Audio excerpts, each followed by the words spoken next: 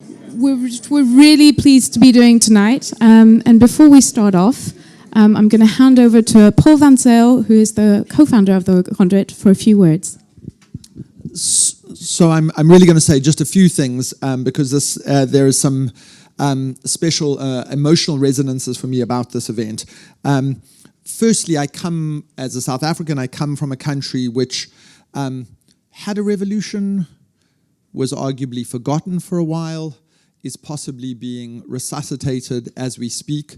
And I think I'm very, very interested in how countries that have experienced enormous oppression seek to reckon with that oppression in very difficult geopolitical circumstances. And I think there are many reasons why we would want to, from the perspective of the Conduit, put a particular focus on Libya. You could argue that it's a really consequential country on the continent. You could argue that the question of migration and refugees will have consequence not just for the region, but for Europe and elsewhere.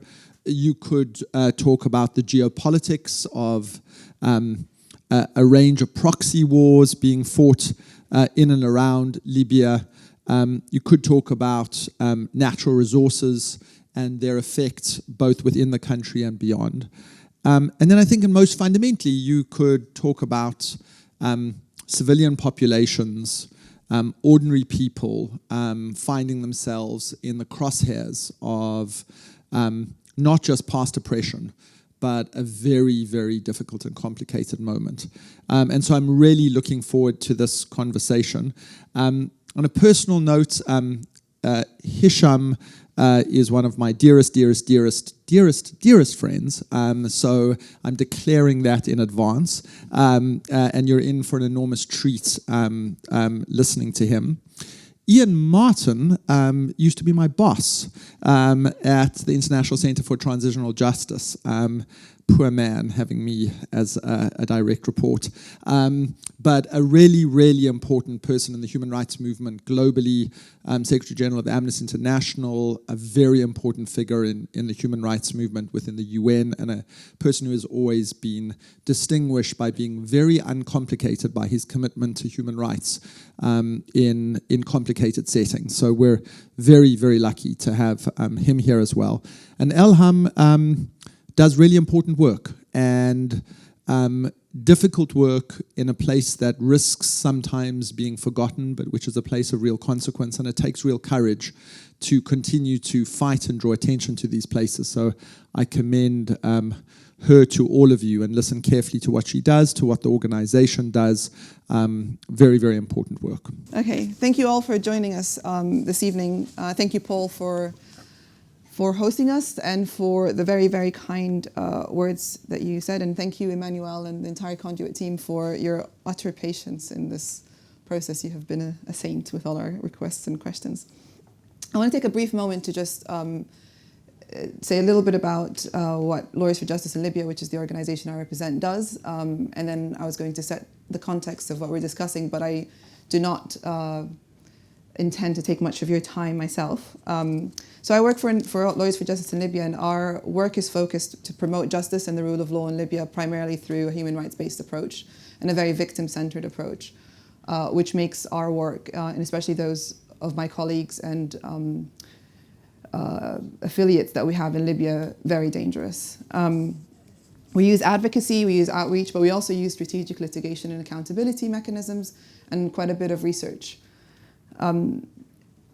So if you want to know any more about our work, I won't take up your time now, but you'll see some very elegant people with blue pins on that you might want to be able to talk to afterwards in the reception if you want to know any more about what we do, or if you want to take the conversation about Libya forward, we'd be very happy to do that. It is beyond a privilege for me to be sitting on a panel with this. This is basically my dream dinner party situation.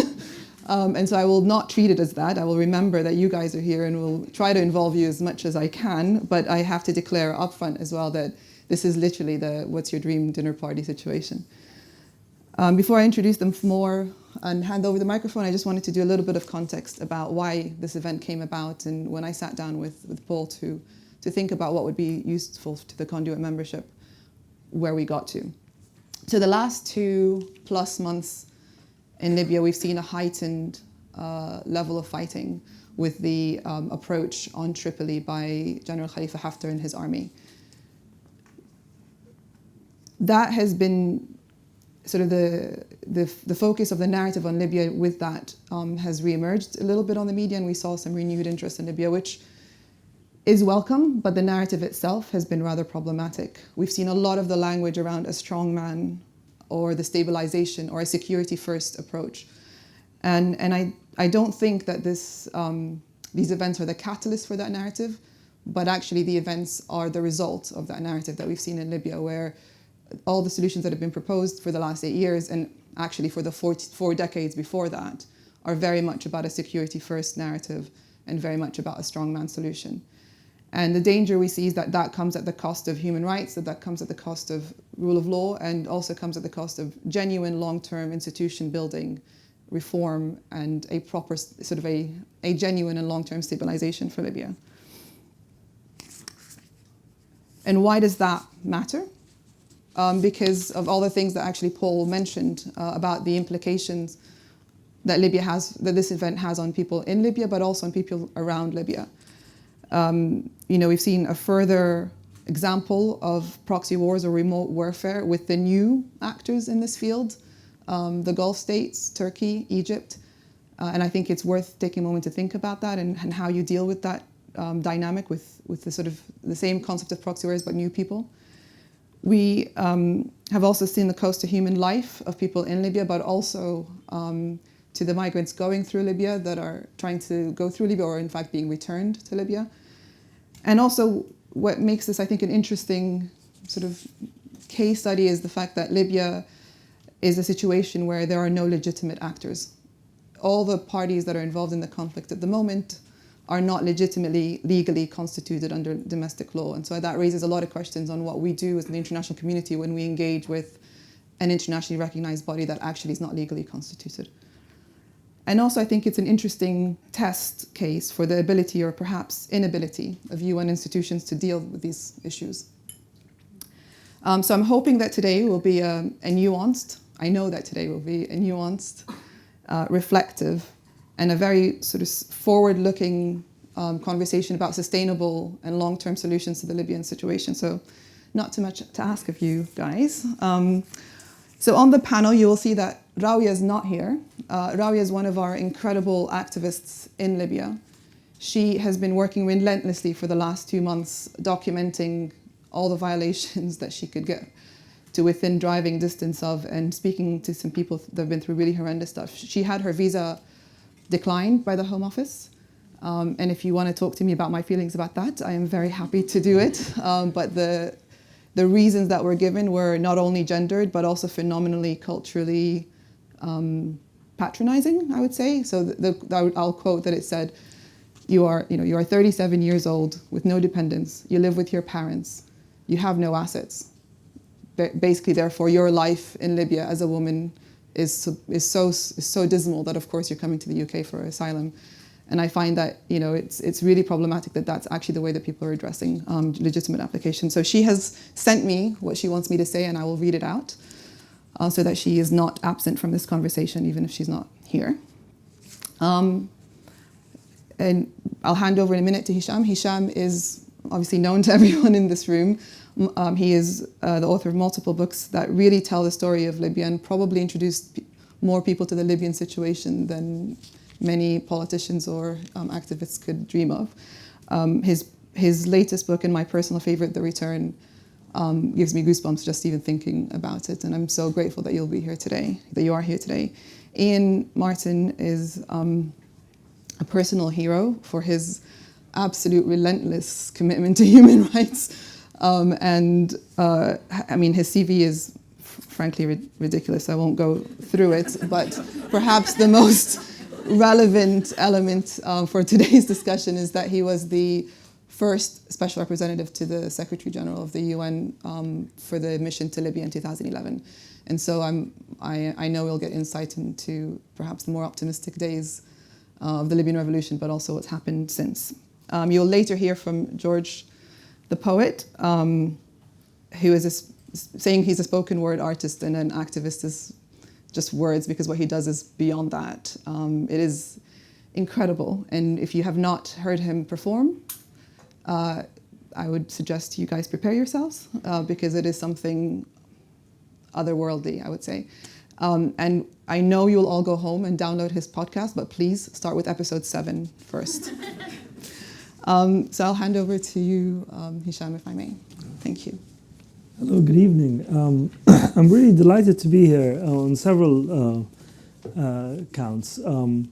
This is a very special place for me. It's a place that I came to before it was the Conduit, and walked through the building with Paul and him describing to me, this is where we're going to do this, and this is where we're going to do that. And it was such an exciting moment. And then to see it come alive, not only as a building, but much more importantly as a place. And it's really a fantastic achievement. And I would like to take this moment to celebrate and congratulate Paul, Nick Hamilton, and the entire team of Conduit. I think it's really a phenomenal thing. And walking into the building today, I thought I sort of had to remind myself that it hasn't been quite a year yet, right, since this place opened its doors. And that's quite something, given everything that has happened in that time here. I'm hugely honored to be sharing the podium with Ian Martin, and very much looking forward to hearing his insights. Thank you, ELHAM, and the lawyers for justice in Libya, for putting this together. And I'm very sorry that Marwa Hamza can't be here, and look forward to hearing what she had said. So it's very bad practice to quote yourself, right? You mustn't, never do that. It's not a good thing.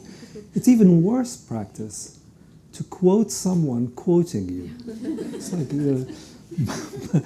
but that's exactly what I'm going to do. Because as it happened today, I got an email from somebody I don't know, who was writing very flatteringly about my work. This is a worst way to start, right?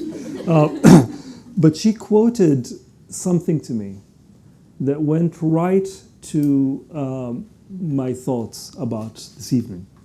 She said, you wrote this piece in 2011, so September 2011, just as the Arab Spring was unfolding.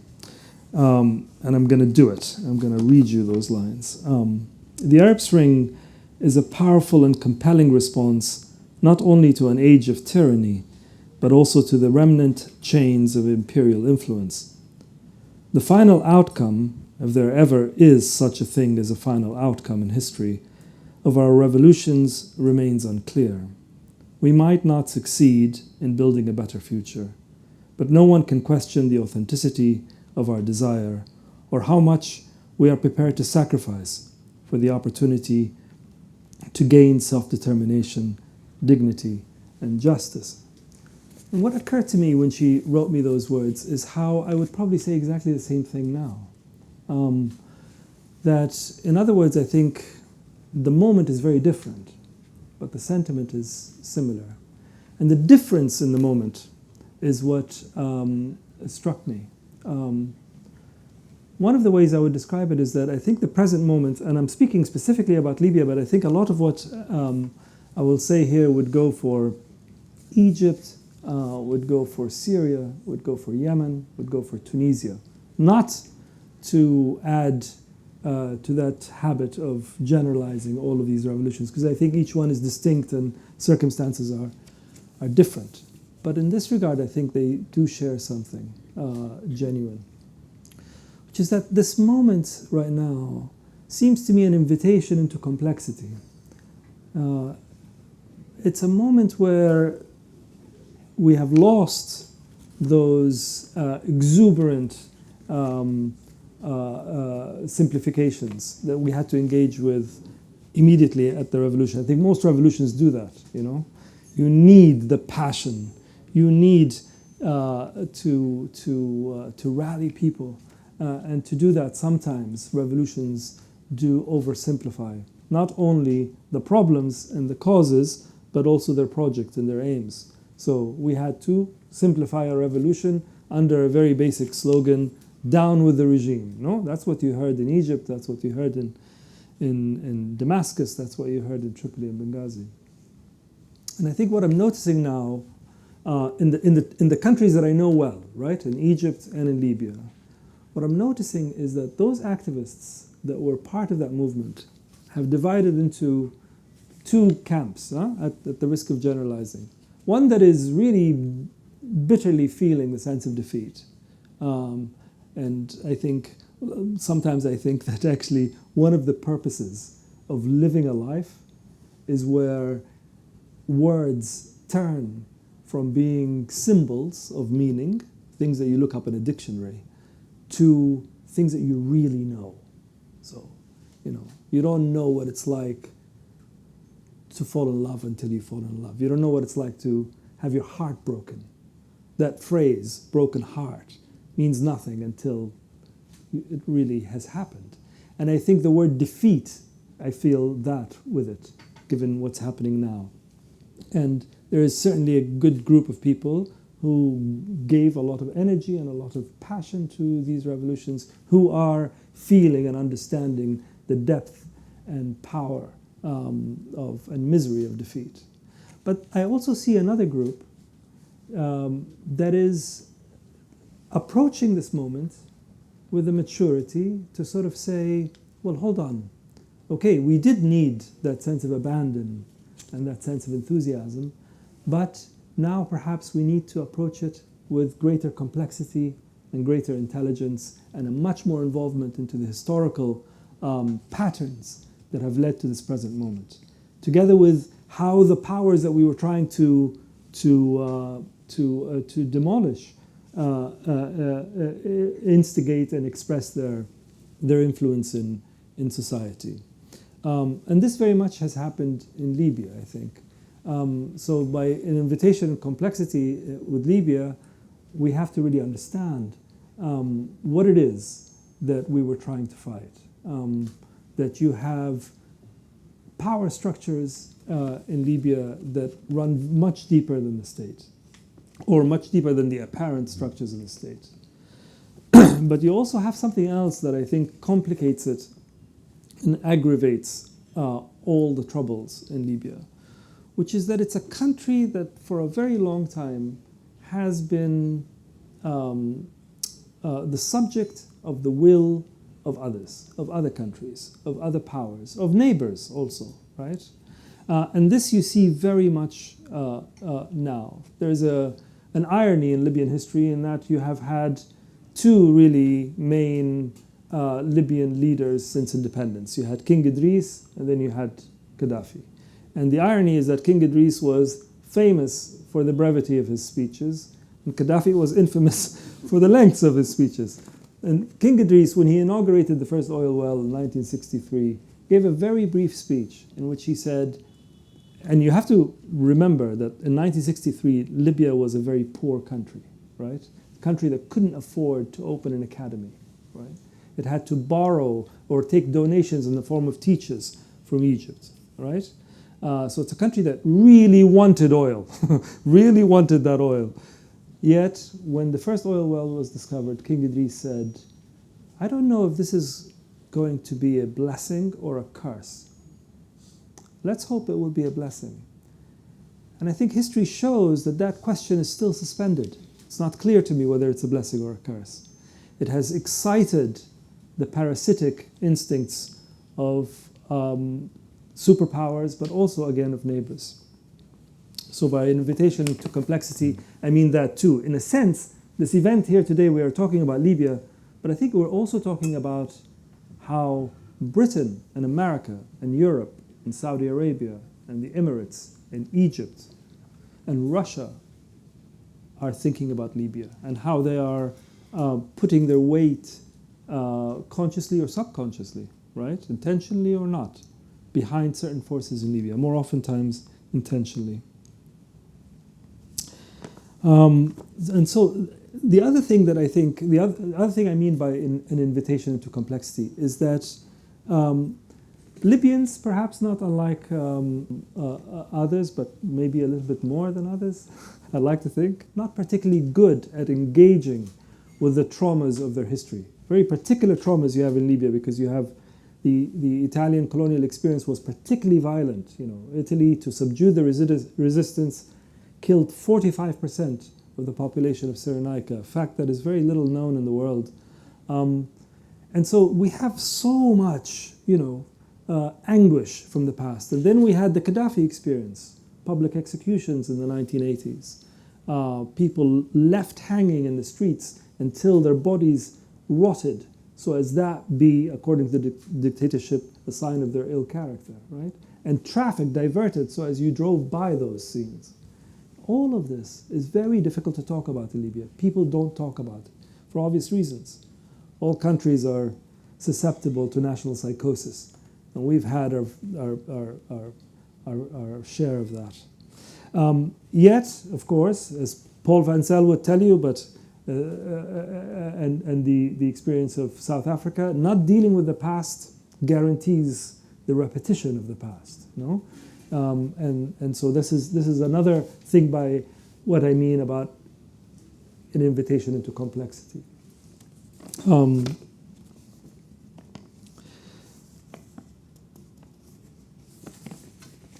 Moving forward, I think there's a wonderful recent film that I saw. You have to understand, it's a very strange experience for a Libyan to be sitting in a cinema in London watching a Libyan film. It's a fantastic experience. A film also made by women, Libyan women, about Libyan women. Incredible. It's called Freedom Fields. I invite you to see it. And it's about a group of Libyan footballers, the women football team, the national women's football team in Libya, and their experience in the wake of the revolution. It's a very clever film because it tells you a lot about this time in Libya. The reason I mention it is because at the end of the film, the screening that I went to, Nazih Al-Arabi, the director of the film, was in conversation. And this is a film that took her 5 years to make, filming very intimately across the country, in different parts of the country. And so, very reasonably, her interlocutor said, how were you able to make this film? How possible was it, given how difficult the situation is in Libya, given that you're a woman, and so on? And she said something that I think goes to the heart of one of the characteristics of Libya. A characteristic that both makes certain things possible and makes the same things that you want, impossible, which is a kind of anarchic sense. We have an incredible energy that expresses itself in anarchy. Anarchy in the French sense, not in the English sense. And she said, for every person in Libya who is trying to stop you from doing something, there's someone else who's trying to help you do it. I think that's very true. I think there's something about that goes to the heart of it. The other thing that gives me a sense of optimism is a very simple fact that is easily overlooked in the situation. Libya, with its rudimentary, almost non-existent state structures. So imagine that, country without a state. A country without a police force. A country without an army. And everybody, almost everybody, is armed, right? Yet, of course, we have more than our fair share of killings and robberies and abductions, but much less than you would think. Most people and most property is safe. That, I think, is an extraordinary fact and says something about the continuing cohesion and dynamism of Libyan society. Not something to take for granted, and it's something that is, if the situation continues, might not remain. I started my comments with an embarrassing gesture of quoting myself. I'm going to end them with an equally embarrassing gesture of quoting myself again. During the days of the revolution, before Gaddafi was captured and brutally killed in the way that he was, which in my opinion lost us a really golden opportunity of how we can engage in national reconciliation, and justice. But before that happened, I wrote an article in which I said, this is terrible what I'm doing, but in which I said that it will be far easier to defeat Gaddafi in the battlefield, to capture him in the battlefield. It's far more difficult to defeat and capture Gaddafi inside us. Because you have to understand, if you're interested in Libya today and interested in possible solutions, you have to understand the nature, the very unique nature of the Libyan dictatorship. It wasn't just only eccentric and absurdist. It was incredibly interested into the private moment. So it wasn't enough to put somebody in prison, but you put him in prison and issue a decree so as his wife, forcing his wife to divorce him. No? So this kind of complexity, wanting to get into the private moment, wanting to exact not only a register of oppression, but also a register of humiliation. No?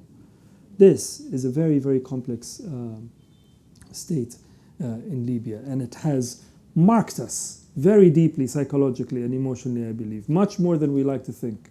Not only because it lasted for 42 years, not only because we are extremely young as a country, meaning that most of the people, 85% of the people, the moment Gaddafi was killed, 85% of Libyans were born after he had come into power. No? So his project was so complete on us. That's also why it was amazing what we did. It's incredible that we rose up against him, given that amount of time and power that he had over us. So defeating that is, I think, very important. And that's why I think people like ELHAM and her colleagues, particularly the colleagues in Libya who are doing the research, but also, of course, the colleagues here, are incredibly important. And the amount of young Libyan researchers that are doing this off their own back, not even knowing how to do it, or the young Libyan footballers, if you watch Freedom Fields.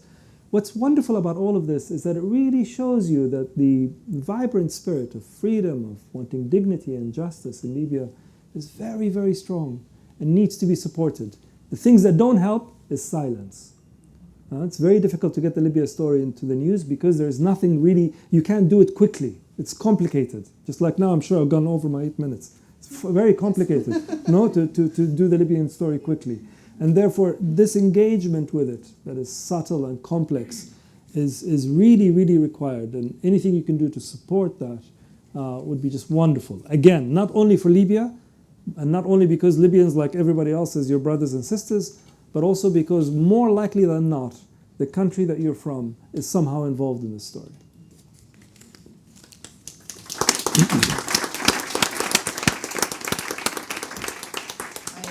I just wanted to, if I may add an anecdote about the sort of proliferance of arms in Libya.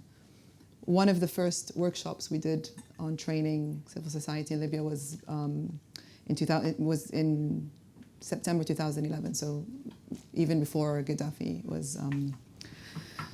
was removed. And at the end of this workshop, there was this one participant who was very quiet and said nothing throughout the whole workshop. And at the very end of it, he came down very ceremoniously, had shaved his beard. And he said that he'd grown his beard throughout the war, and he said he would not remove it until he felt liberated. And then at the end of this workshop, he felt that he found a way to do Libya without the war and therefore shaved his beard. We then all went home to Tripoli because this was actually held in Tunisia. And he called me a few days later to say, can I come visit you? I have a thank you gift. I'm like, you really don't need to. He's from a different town. It's Zintan, which is up in the mountains, a very long journey. And then he insisted on coming, and I said, fine. And then he called me a few hours later, and he was like, I can't get into the city center because they won't let me bring in the gift. And so part of me, with some of my sort of Western education, I thought, oh gosh, did he bring me a camel? And I'm like, this is really inappropriate. And then finally, I pushed him, and he said, okay, so my gift is a Kalashnikov. And I said, excuse me? And he was just like, well, because, I feel that the Kalashnikov liberated us in the war, and you're liberating me, so I want to hand it over to you. And my reaction was, well, I asked you to disarm, but I didn't mean to me. My father was completely convinced that my human rights NGO was actually a militia and I was quietly arming it. And needless to say, we finally found a more suitable place for him to get rid of that. But I think it gives a statement to sort of how emotional people were to their arms, but also to the battle, and this kind of link with that. But also this idea that just also that the arms are so available that he could gift one, because normally that would be quite an expensive or difficult thing to part with. So I think it was for me a real eye-opener of just how big a leap we have to do in terms of professionalizing civil society, but also of really having the conversation about what liberation means and how you achieve it. But I'm sure this is the problem of having me moderate, is I'm really not very good at moderating. I just talk. But I'll hand over to Ian, please, so I can stop talking. Good evening to you all. ELHAM is a very persuasive person, and I have great respect for the work that she and her colleagues do. And only at that, I think, could have persuaded me as a completely non-creative person to be willing to be here with two extraordinary creative talents, Hisham and George. But already there's inspiration to be found in some of the reminders of the strengths there are in Libya amidst a grim situation. ELHAM asked me to talk about international actors, and that's, I'm afraid, talking about human rights violators more than it's talking about human rights. I'm going to go in with Haiti. That may not be obvious, but just before I left Libya in 2012, I went with the person who had been a close colleague of mine in my UN office, who was from Haiti, to Haiti Street in Tripoli and took a photograph of her underneath the sign of Haiti Street. Now, why do you think there's a Haiti Street in Tripoli? There aren't streets named after a lot of different countries. The answer is, at the end of the Second World War, the Allies had a lot of trouble agreeing what to do about the former Italian colonies. And they couldn't agree about Libya at all, and eventually they threw the decision into the General Assembly of the very young United Nations. And Britain and Italy, the former colonial power, put together a proposal that they would split Libya into two trusteeships. The British, who already the military occupation, would be a trustee in the east, and the Italians would return to Tripoli in the west. A lot of Libyans hated that idea, and they succeeded in resisting this. And when it came to a vote in the General Assembly, the British-Italian scheme was rejected by one vote. The key vote was Haiti, which defected from the other Latin American countries. And that's why there's a Haiti Street, and it just happens that my colleague was the granddaughter of the permanent representative of Haiti who cast that vote and lost his job at the United Nations for his government as a result. Well, I think an important part of understanding both the past and the present of Libya is looking at the external involvement. Today, Libya is being torn apart by Libyan factions, of course, but with the encouragement of different international actors. And external actors in Libya's history left it with almost none of the institutions of a state, as Hisham has described. I took ELHAM's advice, and I'm grateful that I did, to listen to George's podcast, where he says, he'll say it better, the West has sown some bad seeds on the continent, right? Well, today it's not only the West that are sowing bad seeds in Libya and elsewhere. Before Libya was a unified country, it was 3 provinces of the Ottoman Empire. It became Libya for the first time under Italian colonialism, and an extremely brutal colonialism for much of the period, colonialism of Mussolini's Italy. It became a battleground in the Second World War, with the British and the Americans driving the Italians and the Germans one way and then back again, leaving Libya at the end of that war under military occupation of Britain and France. After Haiti helped defeat the trusteeship proposal, the United Nations General Assembly established a commission which negotiated a constitution, the first constitution under which King Idris became the king of a united Libya. but presided over an extremely weak monarchy. Libya had been left with nothing except scrap metal and 2 military bases, one American and one British as an income, until the discovery of that oil. And he was so right to see that the discovery of oil is a mixed blessing, and Libya is not the only case that tells us that today. So in 1969, Idris was overthrown by Gaddafi and led to the 40 years of Gaddafi's dictatorship. And there's no better way of sensing the atmosphere of that dictatorship than reading Hisham's first novel. So, no institution building, not under the Ottomans, not under Italian colonialism, not under military occupation, not under a weak monarchy, not under 40 years of a dictator who consciously opposed the building of any of the institutions of a modern state. When events which began in 2011 with the uprising are referred to today, there are usually one of, let's say, 3 conventional wisdoms, all of which I find myself disagreeing with. The first is the West shouldn't have decided to get rid of Gaddafi. The West didn't decide to get rid of Gaddafi. The West was perfectly comfortable with Gaddafi. Tony Blair wanted a photo op in his tent. MI6 were thanking his regime for cooperating with rendition of people back to be tortured in Libya. Sarkozy is still being investigated for the charge that he took funds for his elections from Gaddafi. Berlusconi, Prodi, they were all perfectly happy with Gaddafi. The West didn't decide to overthrow Gaddafi. A majority of Libyans decided to overthrow Gaddafi.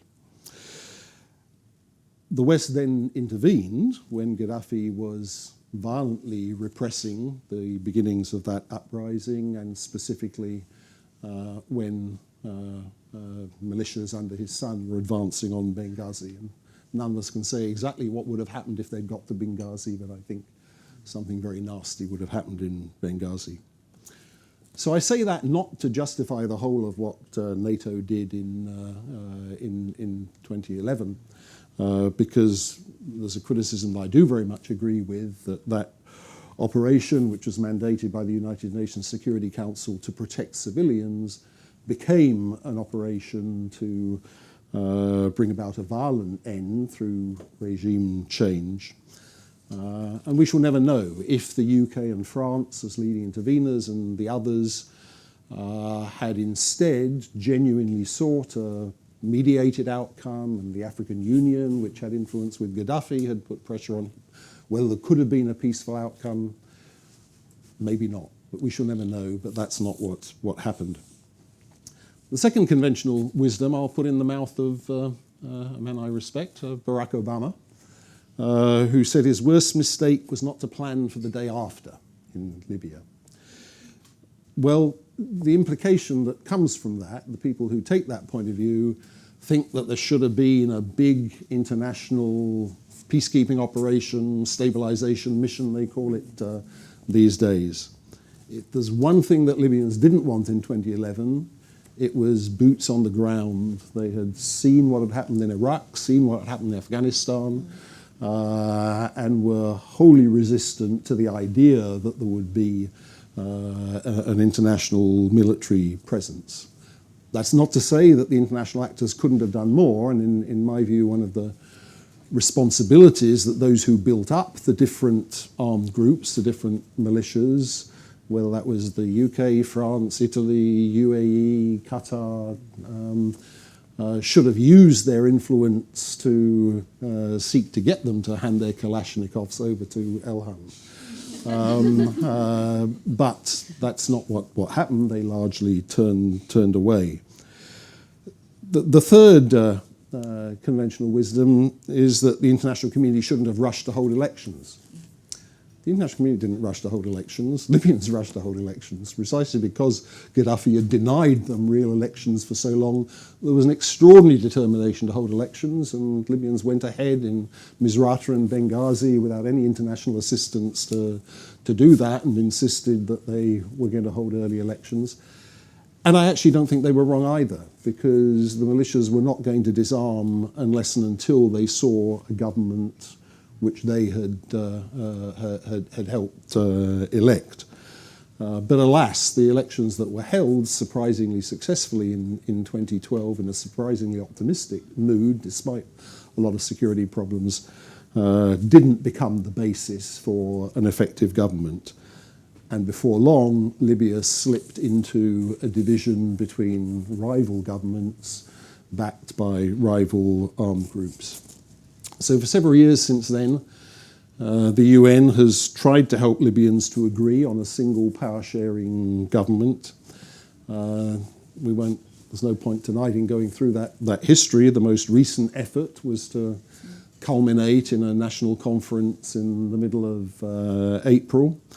On the 3rd of April, the United Nations Secretary General, Antonio Guterres, landed in Tripoli to go and talk to Prime Minister Sarraj in the west and to General Haftar in the east about reaching agreement at that national conference. But that was the moment at which Khalifa Haftar chose to plunge Libya into still greater violence by the attack that he launched on Tripoli. And that's where we are today. But he would not have done that had he not been built up in recent years, particularly by the United Arab Emirates, by Egypt, with France playing a very ambiguous role, saying one thing in the Security Council, but often doing another on the ground.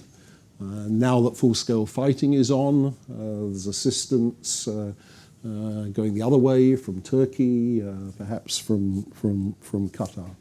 And I'll just give you one quote from Hassan Salame, who's the UN Special Representative in Libya today, when he briefed the Security Council just the other day.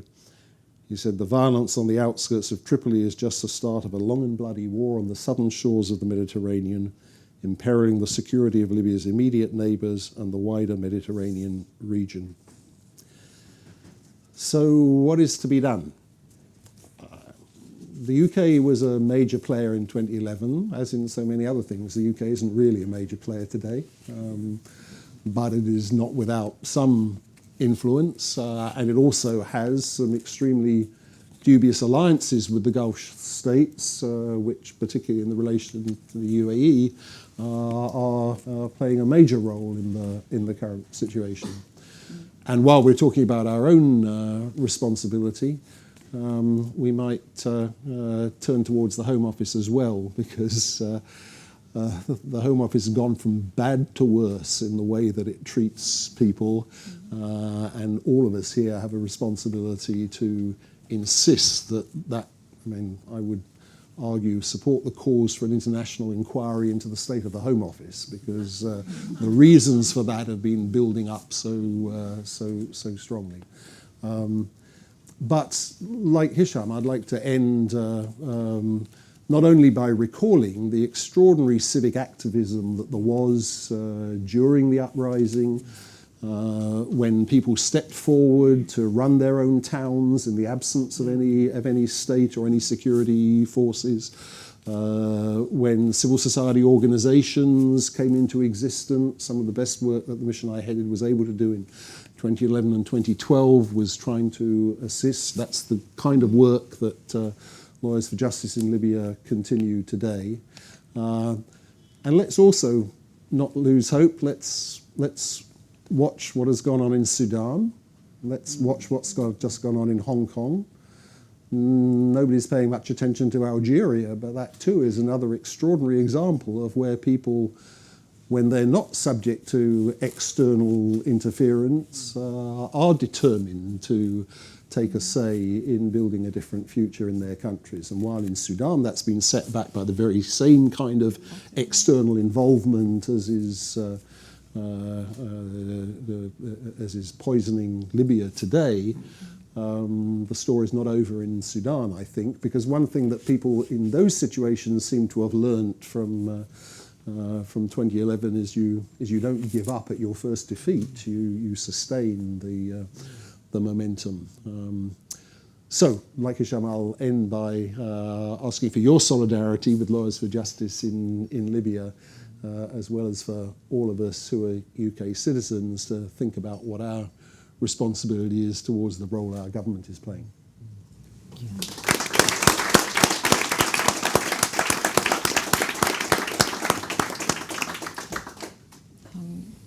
Thank you so much. I have so many things to comment on, but I'll restrain myself. I'm going to read Rawia's intervention, who, like I said, she was meant to be here if the Home Office had taken a more humanitarian approach to her visa request. I've read it once before, and it is a little bit of emotional, so I'll try to get through it. Good evening. Thank you for coming this evening to attend this event. I'm Rawia Hamza from Tripoli, Libya, and I was due to be with you this evening, and was so looking forward to it. It would have been an honor to share the stage with Mr. Matar and Mr. Martin and to witness George in action. Unfortunately, the war in my country and the UK visa system has made that impossible. I'm not with you this evening because I'm guilty of being Libyan, where the internal situation is suffocating and the external is unforgiving. I would like to thank Lawyers for Justice in Libya for ensuring that my voice, carrying the voices of the innocent victims of this war, reaches you this evening. Today is the 76th day of the renewed fighting. It is the 76th day of fighting in the midst of civilians. It is the 76th day of renewed displacement, of destruction, of grave human rights violations, and of bloodshed. So far, we have seen the use of heavy artillery and air raids on largely civilian areas. The most recent air raid was on the 15th of June and was targeting an armed group's camp, which also happened to be opposite the cardiac hospital in Tajura in eastern Tripoli. Eyewitnesses with whom I spoke expressed that the attack resulted in heavy explosions because the targeted camp had a big arsenal of weapons, and that the explosion resulted in damage to the hospital, including the collapse of the ceiling in several places. There were also accidents reported on as the hospital is on a main road, and the explosions caused drivers on that road to panic, and some drove into opposite lanes. These 76 days have resulted in over 90,000 internally displaced persons, many of whom are now living in unsuitable accommodation. This number represents around 12,000 families. We sometimes become numb to numbers, but with each family that I have met, I have heard heartbreaking stories. I interviewed a man who returned to check on his home and collect some items his family needed. I will not delve into the details of his journey through the streets of Tripoli to get to his home, but I will take a moment to tell you what he found in his home when he arrived. He found that many of his belongings had been stolen, and then found some very private pictures of his daughters had been hanged on the walls around the home and above mattresses that had been moved to put underneath the pictures. He told me that in a panicked rush, he peeled off all the photos and then took them to the bathroom to burn them. When I asked him why the bathroom, he said that he was terrified to do that in a room where there were big windows, as the smoke coming out of the windows might result in his house being targeted. I also met a 43-year-old man who was displaced in April. When the fighting quietened down a bit in May, he returned to check on his home. He was surprised that all the air conditioning was running on full power. When he started checking the rooms for possible new residents, he found one room that was full of corpses. Realizing that his home had been turned into a makeshift morgue, he left his home mortified and shocked. These 76 days have also resulted in the death of nearly 700 people, 41 of whom are civilian, and the injury of over 4,000 people, 135 of whom are civilian. Again, these numbers don't translate the reality of the horrors people are living, as do the stories I have heard from people I have interviewed. I remember the story of a mother who had banned her teenage boy from leaving the house for a month, fearing for his safety. When fighting paused slightly, and comforted by the month of Ramadan, she allowed him to go out for an afternoon with a friend. He did not come home alive. Instead, she received his body after he was targeted by a sniper. He was 16 years old. In addition to these numbers, here is another number worth thinking about: 15 hours. This is how long power cuts are lasting in Tripoli these days, with temperatures currently reaching the 40s. Imagine 15-hour power cuts and what that does to hospitals, food storage, and the like. It has also had a horrible effect on division between the people in Tripoli, with only the wealthy being able to afford power generators. Even our war is no longer democratic.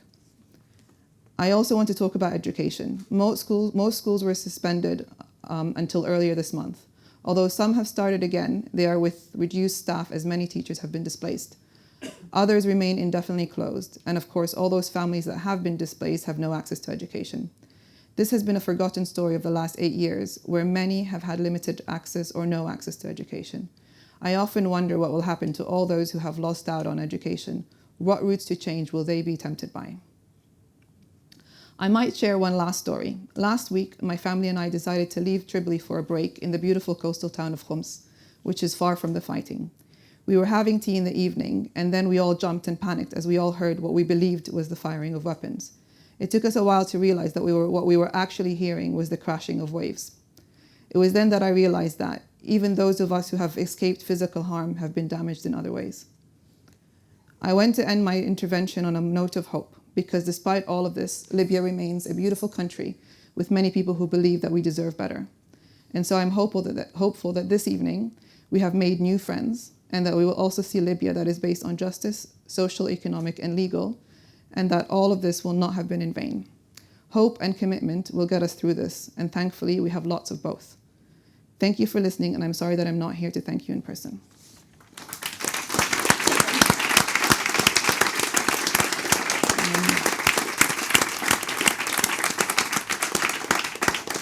I think we're going to have like a 5-minute shift to switch up the setup really quick. Okay, thank you. Good evening, everyone. Thank you so much for the very insightful contributions and the very thoughtful questions. I was reminded of so many key turning points in my thinking on hearing the conversation tonight. A key one, I suppose, came earlier this year when ELHAM invited me to Lawyers for Justice's inaugural lecture. Justice lecture, right? And the topic of conversation was transitional justice, if I'm right. These are all phrases I'm new to. I didn't study any of this. But I remember hearing something that really affected me. The speaker was Pablo de Grief. I can't remember what his role is, but he's the UN Special Rapporteur on basically transitional justice. Okay. That guy said that when you have a failed state in which there is no assurances in terms of security, development, and another third element, I think it was, justice is just a non-starter of a conversation. That is not getting off the ground in any way. That was a turning point in my thinking. The mention of Libya in the 80s was also, it really moved me because it made me think of what drove my parents to leave our home country of Uganda and settle here. Effectively, terror. Terror of a national scale in the face of statelessness. And that word has just resonated in so many different corners of my life. See, back in the 80s, Uganda was crazy. Guns and poverty like you won't believe. My parents chose to leave in search of a new day. So they came to work in the UK. Now, they never had to gamble with their life on a boat. They never found themselves with a knife to their throat. They never had to give money to a trafficker just to make it out of Africa. And when they got here, they weren't met with a hostile government. My parents felt like they hadn't lost out, other than the distance from all of their brothers and their sisters. And they would have happily stayed, but sacrifices had to be made. See, they were running from instability. Never underestimate the part this actively played. At the time, they were massively swayed by the danger they'd seen in the day-to-day scheme of a change of regime. So they were happy to find work, glad to be paid. But when you think about how strange it may seem to leave your country without a penny to your name, consider the fact that, as has been mentioned, 30-something years later, so many do the same. So back in November 2017, I saw a story on the news that affected the world in a way I've only ever seen in very few situations. Africans were being sold as slaves, tortured for ransom, thrown in graves without so much as a stone engraved. Everyone on social media was so engaged and so enraged. All of a sudden, I saw 1 million posts about migrants running for the Libyan coast, getting trapped in the country, raped, beaten, and kidnapped on a monthly. Social media support is the form of low-risk protest we can afford when we want to show solidarity from abroad. It's a godsend for people that are being ignored. Obviously, it was a factor in the Arab Spring. In Libya, Western-backed rebels galloped in challenging Gaddafi, who was taken down after 42 years, and now he ain't around. But online activity operates within limits. Is writing long captions and spitting lyrics equivalent to hospital and prison visits? I mean, it isn't, is it? Still, what are we supposed to do? We reach for the circles of influence we're closest to, but the least we could do is post a poster to. I mean, tens of millions, families, friends, civilians, born on the wrong side of history, all running from lives of misery and loss of order, trying to cross a border with soldiers told to detain them on site in Tripoli. The story was broken by award-winning journalist Naomi al-Bakr, a young Sudanese woman. Pulled off an investigation police couldn't. Fluent in English and Arabic, she went to Libya, moved with caution, and came back with evidence of human auctions. She presented it on CNN, the story bust, of course. That's the benefits of being known as a trusted source. And so, into the public discourse, this discovery was thrust with force. People talked about Libya, discussed its flaws, discussed all the ways in which it shuts its doors to the outside. Basically, we took a look at the situation and had a long, disgusted pause. And that was it. The story never stuck around for too long. The news cycle moved on. Over here, we'd been dealing with Brexit. Every other day, another leaver regrets it. And with the president engaged in beef with intelligence agencies, no one expected much from Americans, basically. Mugabe was overthrown, and it was just another notification on my mobile phone. Now, from the UK, across the Mediterranean, Libya's like 2,200 miles away. But across the Atlantic, America's over 4,000 miles away. So clearly, closeness doesn't equal concern. If they're not ours, we're leaving people to burn. And the West has sown some bad seeds on the continent. Can't let this evil return. Yet the tone of indignation around immigration, both in the US and in this nation, shows how little history we all learn. And every single day, this planet covers 24,912 miles each full turn. 1.6 million miles around the sun, so the speed of life alone drowns out the sound of guns. The sound of Western governments dishing out the funds to Libyan militias, even when their hold on a city is pernicious. Whoever can help us keep those Africans off the coast and back in Africa, we'll support the wildest bunch. It's easier than having to absorb 1,000 hungry migrants and scapegoating them for violence in order to deport them out the country. It's more cost effective. It's easier than admitting we've all lost perspective. Now, on top of that, Libya harbors a dark secret.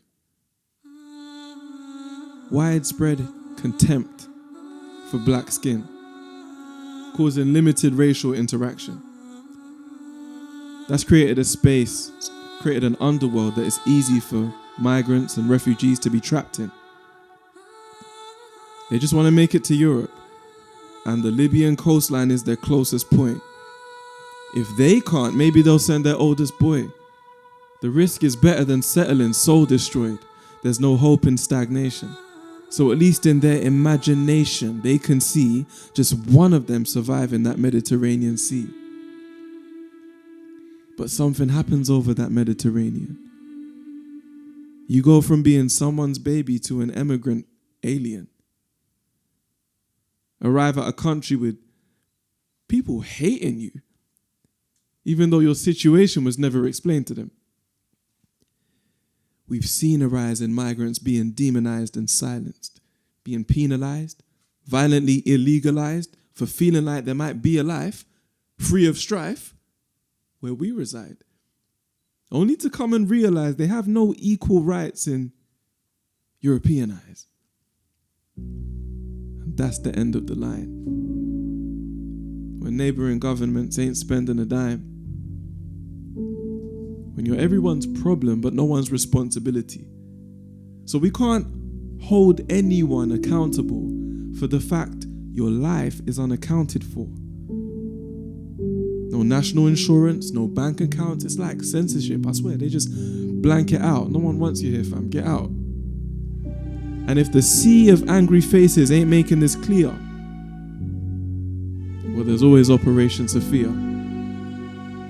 You guys remember Operation Sophia, formerly the European Naval Force Mediterranean, targeting trafficking in an effort to rein it in? See, after the migrant shipwrecks of 2015, things were never the same again. The focus shifted to tackling smugglers, as opposed to fashioning something with African governments. And do you know what happened because of this? Nothing did. No migrant lives were saved. The House of Lords issued a statement, literally stating that instead of changing this situation, this operation kind of drives the wave. There's more people taking a chance off the coastline, hoping they can advance. Might make it to Spain, might make it to France. But if not, you're stuck at this pit stop with this lot. And you will only exist in a lonely abyss with malicious militias and neo-colonialists. Scared in an open space, but wearing a poker face out there in a broken place where evil himself caught a cold. You see for yourself, bought and sold African bodies, ransom and slavery, traffickers' hobbies. And the last thing in your control was your non-existence. Now that mirage that you saw from a distance turns out to be the solid vision of a supposedly abolished system. After crossing that Sahara Desert, a torrid mission. You're in a squalid prison. Horrid isn't the word. This is absurd. You came in search of freedom, but you're raped and cursed and beaten. All because your non-existence enables your African neighbor to commodify your body and trap it in labor. That very non-existence slips the mind of so many politicians. The ones who declared that the region was stable, invited you to come and take your seat at the table. You've been on a quest to make it to the coastline ever since those Western nations gave the coastline. So you paid smugglers thousands of pounds. Left town, told yourself if you drown, then you drown. That's your business. And after all of this, what you found in Libya was lawlessness. A makeshift nation. A place abandoned. It's not what you heard from Obama or David Cameron about a country on its way to democracy. What you see is a failing economy with no single prevailing authority, just gangsters in a state of autonomy who stand to gain if you can be used for trade. To keep you at bay, that's who the EU have paid. They treat you this way because they need you afraid. They can charge your family double the fee you have paid on the basis of fear. But another way to pay the fee is straight up slavery. And there's a market for that because of racism here. How do you make this trade disappear? These guys have arrangements with Italy to catch migrants and detain them in Tripoli under Operation Sophia. Some people say your smugglers are working under the cover of government, providing a security supplement essential to power. And because of shared interests, they're friends for the hour. But the friendship has the potential to sour if, for example, the government gives in to international calls to apprehend them. That alliance would have to end then. I wrote this in 2018. Things have developed. But what happens in that event then? When your struggle outlasts our attention spans and we go back to funding our cars and our pension plans. Libya's government has 34 detention camps and the UN can't access half of them. Even if they could, what happens after then? Will they be sending the troops in? And if they do, will there be an end to the shooting? Who's gonna contact your family? How do you combat insanity? How do you even come back from that reality?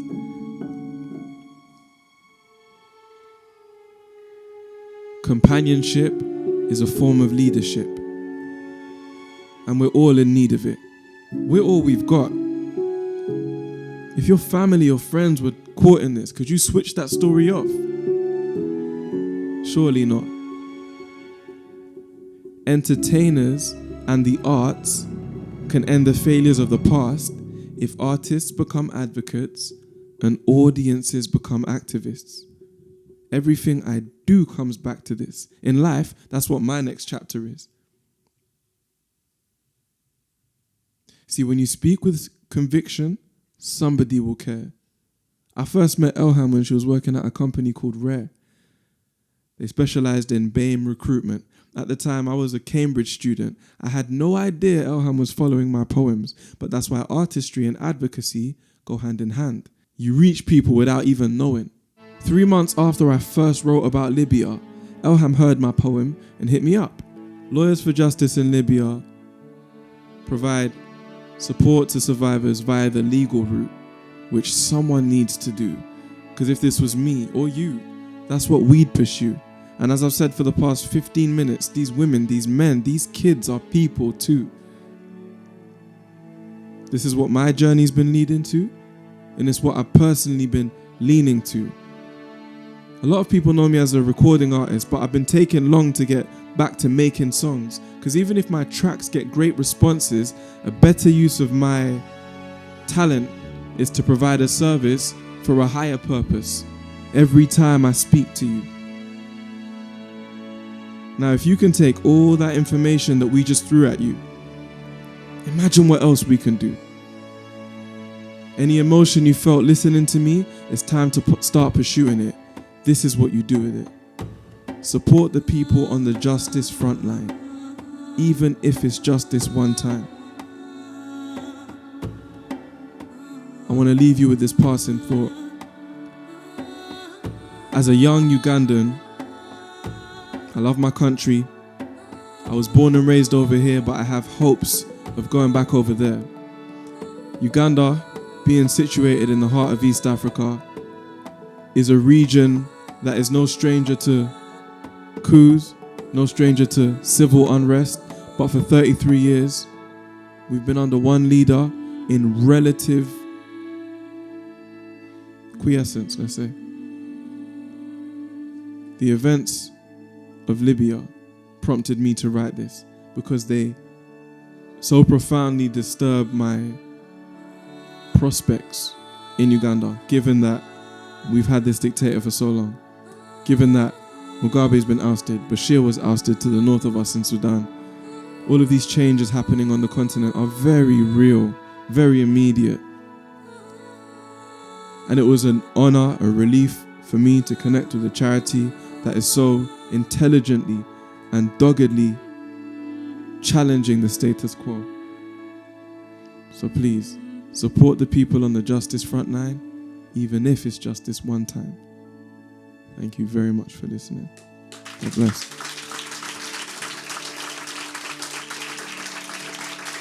Thank you.